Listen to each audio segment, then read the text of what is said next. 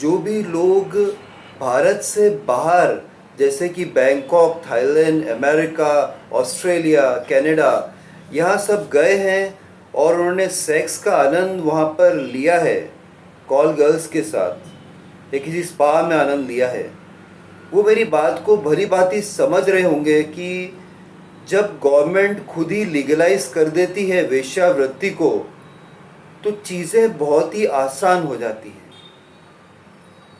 विदेशों में वेश्यावृत्ति को एक प्रोफेशन का दर्जा दे दिया गया है। वहाँ पर बाकायदा लाइसेंस दिए जाते हैं इन एस्कॉर्ट सर्विसेज को देने वाले या कॉल गर्ल्स को, या जो वेश्याएं वहाँ काम कर रही हैं उनको प्रॉपर लाइसेंस गवर्नमेंट के द्वारा दिया जाता है।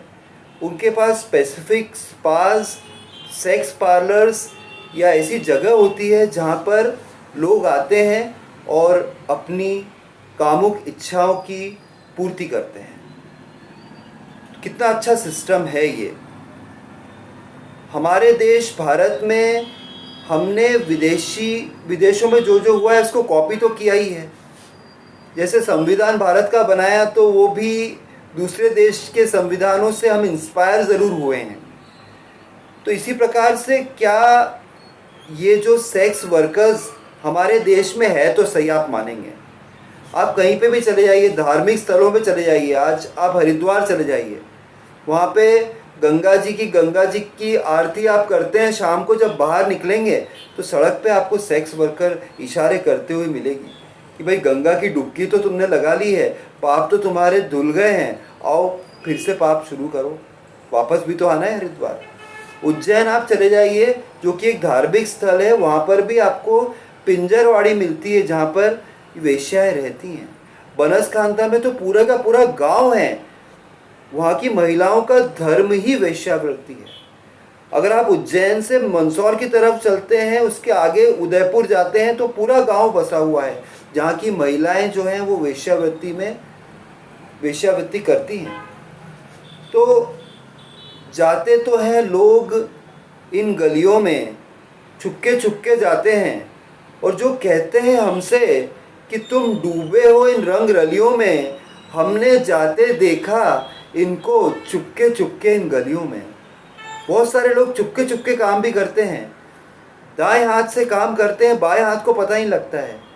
आप पता ही लगा पाएंगे कि यार ये सेठ आदमी है, ये घर का प्रमुख है, इसकी इतनी, ये नगर सेठ हो रहा है पूरे शहर का, पर वो मुंबई जाता है तो वो सेक्स पार्लर में जाता है, बैंकॉक जाता है तो सेक्स करके आता है बहुत बहुत। तो सवाल यही उठता है कि क्या लीगल प्रावधान होना चाहिए या नहीं होना चाहिए, इस बारे में हम आज बात करेंगे। अगर आपको पसंद आ रहा है ये टॉपिक, अगर आप जानना चाहते हैं, तो आपको एक ही चीज़ करना है, आपको मेरे साथ पूरे वीडियो में बने रहना है फ्रेंड्स। अभी तक अगर आपने मेरा चैनल सब्सक्राइब नहीं किया हो तो प्लीज़ सब्सक्राइब कर देना है फ्रेंड्स। हम लोग अखबारों में काफ़ी सारी खबरें पढ़ते हैं कि 10 साल की छोटी बच्ची के साथ बलात्कार हुआ, 70 साल की महिला के साथ रेप हुआ, किडनैपिंग हुई, ये हुआ वो हुआ।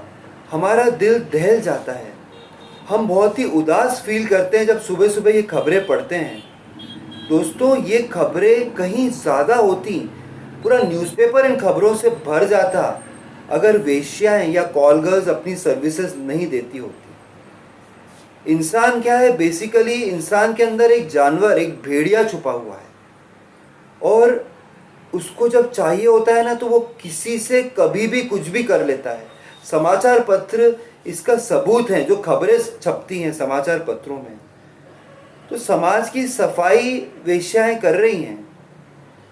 ये एक पुरुष जब उसकी कोई ऐसी अर्ज है, कोई सेक्सुअल अर्ज है जो पूरी नहीं हो रही है वाइफ से, कोई उसकी फैंटेसी है, उसकी वाइफ जो है ससुराल गेंदा फूल टाइप की है, वो बड़ी धार्मिक है, वो तो कहती है कि नहीं जी मैं तो ये एनल सेक्स कर ही नहीं पाऊंगी, मैं तो मुख मैथुन कभी कर ही नहीं पाऊंगी, ये तो मेरे लिए पाप है, आप तो मेरे पति परमेश्वर हैं।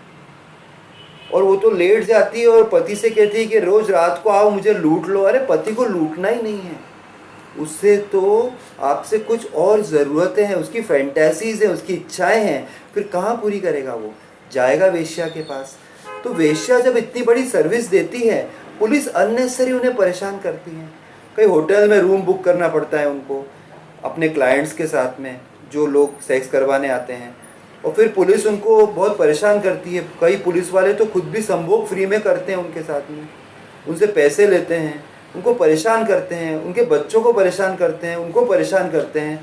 वेश्या भी तो एक इंसान है, और कोई वेश्या जो है अपनी मर्जी से काम नहीं करती है, बता रहा हूँ मैं।